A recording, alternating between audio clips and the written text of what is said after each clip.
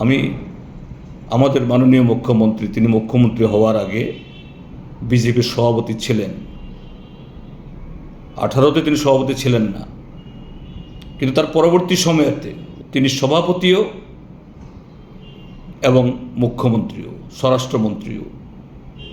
যদি ত্রিপুরাজ্যে এই নির্বাচনোত্তর সন্ত্রাসের এবং রাজনৈতিক সন্ত্রাসের কেউ যদি বড় অপরাধী হয়ে থাকেন, তিনি আমাদের মাননীয় মুখ্যমন্ত্রী ডক্টর প্রফেসর মানিক সাহা।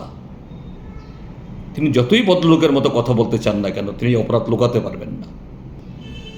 আর তিনি এখন তার এই অপরাধকে আড়াল করার জন্য বলছেন ত্রিপুরা মোথা নাকি সিপিএমের কাছ থেকে শিখে এসব করছেন।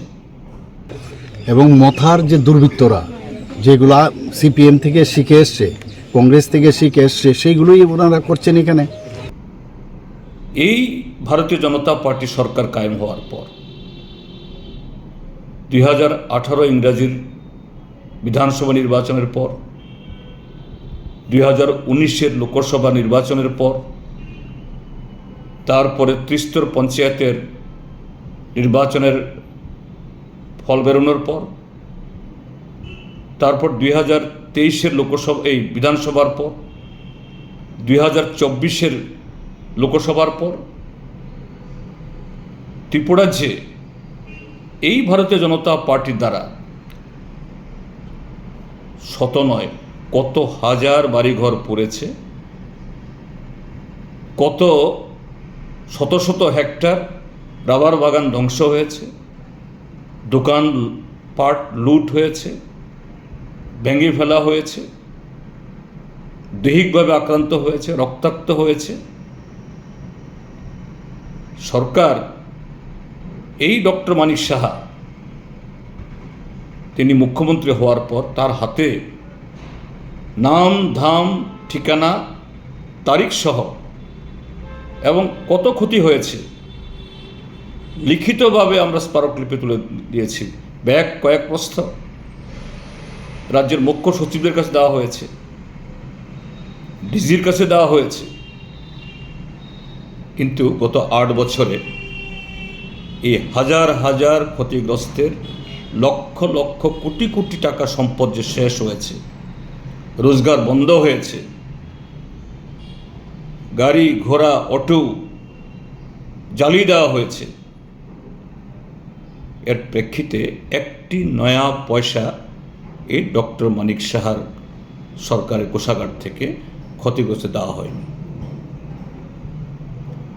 যারা অপরাধ করেছে, অনেক ঘটনা পুলিশের সামনে দিন দুপুরে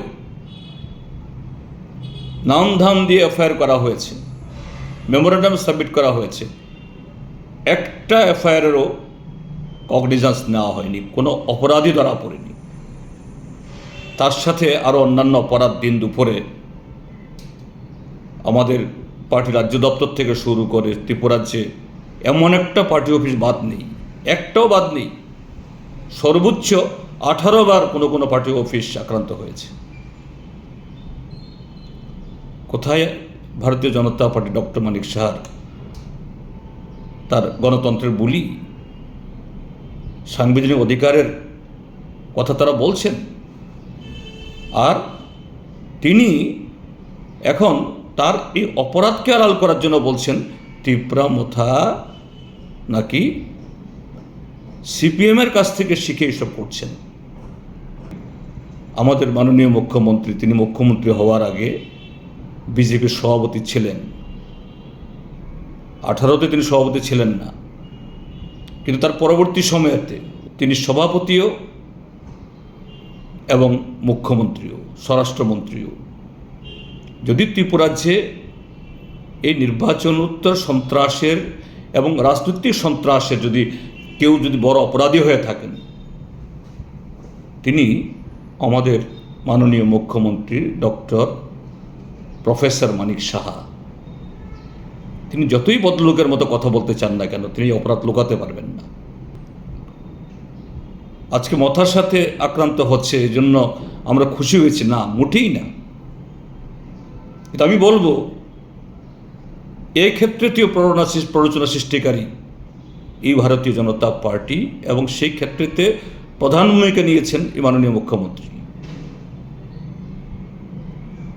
28 দখল করবেন, এডিসি দখল করে নেবেন, এবং গত 12 এপ্রিল নির্বাচন হওয়ার আগে যেভাবে বিভিন্ন জায়গাতে উস্কানিমূলক বক্তব্য রেখেছেন তারই পরিণতি। কাজেই তারপরেও বলবো না, একজন উস্কানি দিয়েছে বলে সে উস্কানিতে পা দিতে হবে, এটা অন্যায়। কাজেই আমি বলবো এই সন্ত্রাস বন্ধ হোক, যারা সন্ত্রাস করেছে তাদের বিরুদ্ধে আইনানুগ ব্যবস্থা নেওয়া হোক, এবং যারা ক্ষতিগ্রস্ত হয়েছেন, শুধু এবার যারা বিজেপির লোক এতে দিলে চলবে না। 18 পর থেকে যে হাজার হাজার সিপিএম সহ বিভিন্ন দলের লোক ক্ষতিগ্রস্ত হয়েছেন, সমস্ত মেমোরেন্ডাম আছে সরকারের কাছে, নথি আছে, সেগুলো তদন্ত করার মধ্য দিয়ে তাদের ক্ষতিপূরণের ব্যবস্থা করা হোক।